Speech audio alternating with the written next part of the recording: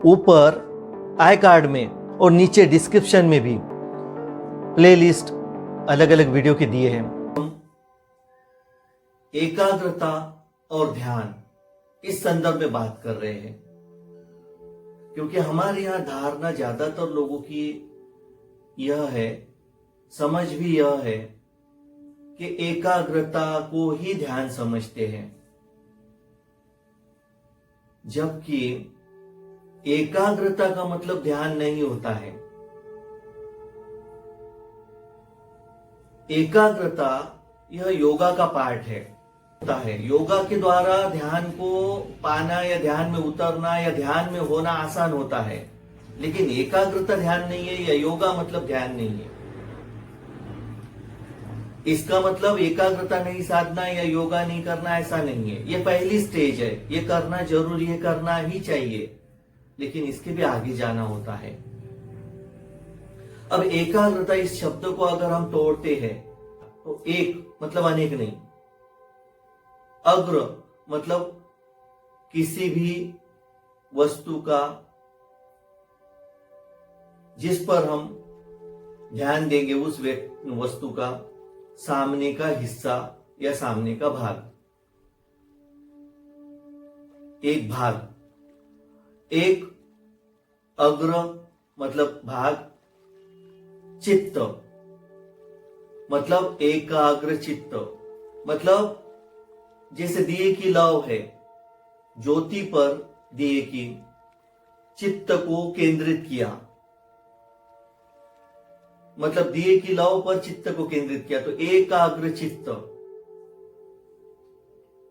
तो एकाग्र चित्त जो है, चित्त को एक जगह लाना। हम हजारों लाखों मन से बटे हुए हैं, लाखों विचारों से घिरे हैं, उन सबको एक जगह लाना। देखिए, अब इसको हम और विश्लेषण करते हैं और समझने की कोशिश करते हैं। कोई क्रिकेट में इतना एकाग्र हो रहा कि उसे खेलते खेलते जख्म हो जाती, खून बहने लगता और उसे पता तक नहीं चलता, इतना एकाग्र हो रहा। कोई पढ़ाई में हो रहा तो कोई अपने प्रेमी या दोस्त के साथ इतना एकाग्र हो रहा कि उसे दुनिया को कुछ पता नहीं। कोई मोही में एकाग्र हो रहा, वो किसी एक पात्र में लीन हो जाता, सारे विचार, सुख दुख, भूत भविष्य सब भूल चुका, वो एक पात्र में खो गया। तो अगर इस अर्थ से देखोगे तो बहुत लोग एकाग्र हो रहे, तो फिर ये दुनिया तो कुछ और हो जानी चाहिए थी, अगर एकाग्रता ध्यान है तो। नहीं, एकाग्रता का मतलब ध्यान नहीं है, क्योंकि ध्यान का मतलब ओशो बताते हैं, ध्यान का मतलब अमनी दशा।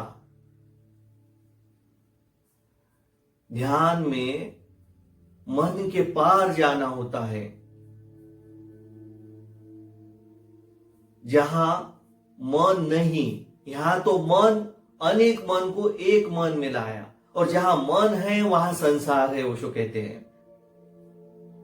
संसार का मतलब शादी ब्याह बच्चे से कोई लेना देना नहीं। मन है तब तक संसार है, जहां मन नहीं वहां ध्यान है, अमनी दशा। जब अमनी अवस्था आ जाती है, वहां ध्यान में होना आ गया। योगा के माध्यम से हम ध्यान को पा सकते हैं, ध्यान में उतर सकते हैं। ध्यान में होना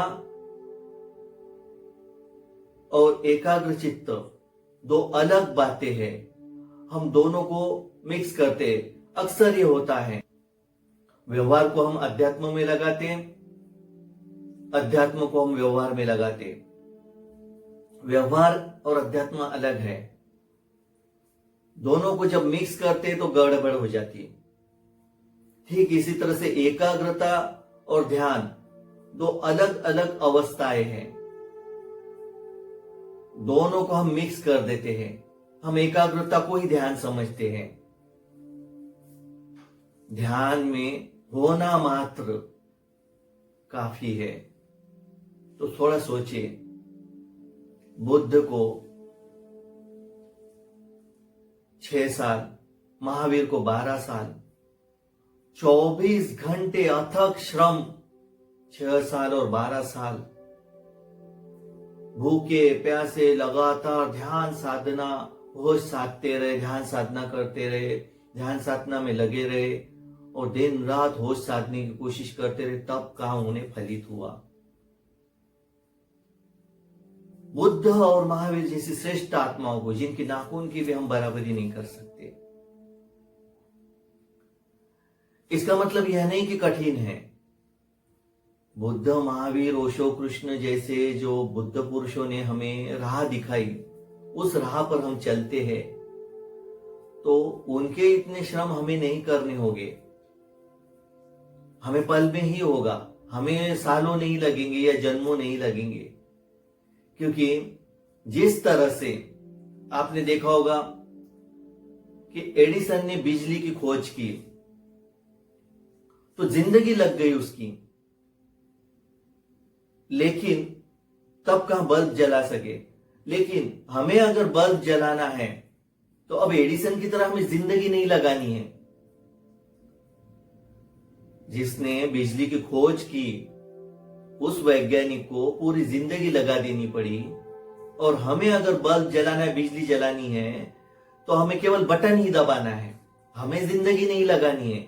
उसी तरह से इन बुद्ध पुरुषों ने, जो हमें हमारी धरोहर है, इन्होंने जो हमें देशना दी, हमें ज्ञान दिया, हमें राह बताई, उस राह पर अगर सही ढंग से हम चलते हैं तो हमें जिंदगी लगाने की या सालों या जन्मों लगाने की जरूरत नहीं है।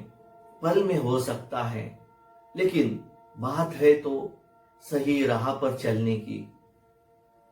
हम भटक जाते हैं, हम रुक जाते हैं एकाग्रता पर या योगा पर, या कुछ बात पढ़ ली उस पर हम रुक जाते हैं। एक शेर कहा है ओशो ने, सितारों से आगे जहां और भी है, सितारों से आगे जहां और भी है, अभी इश्क के इम्तिहान और भी है। आगे जाना है, आगे बढ़ना है, यहीं रुक नहीं जाना। रुक गए तो बस रुक ही गए। लेकिन रुकने को भी हम रुकना नहीं समझते। हमें तो लगता कि हम पहुंच गए। नहीं, जब वो पड़ाव आता है तो दुनिया बदल जाती है, जहां बदल जाता है। और एकाग्रता में या योगा में सुख होगा। बात को समझे, एकाग्रता में और योगा में सुख होगा।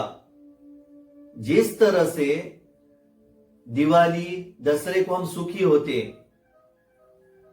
अब देखो सुख है तो दुख है, क्योंकि उसको उसके साथ जुड़ा है। सुख के साथ दुख जुड़ा है, दुख के साथ सुख जुड़ा है।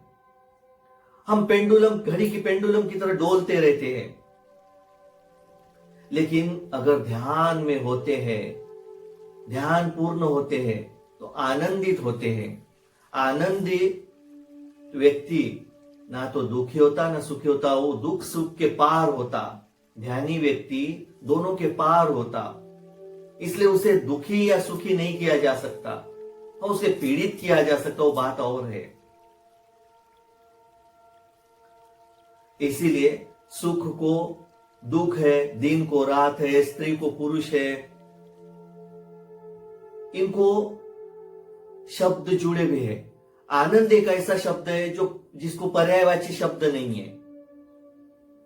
आनंद अपने आप में अकेला परिपूर्ण है। सुख अपने आप में परिपूर्ण नहीं है।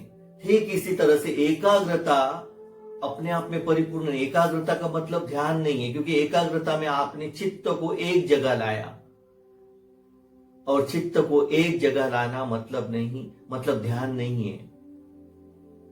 यहां पर चित्त के पार जाना होता है, आगे जाना होता है, आगे जाना होता है। सितारों से आगे जहां और भी है, अभी इश्क के इम्तिहान और भी है। इम्तिहान बहुत होते हैं, ध्यान में पड़ाव बहुत होते हैं, यात्रा बहुत लंबी है, और हो गई तो पल में हो जाती है। प्रणाम।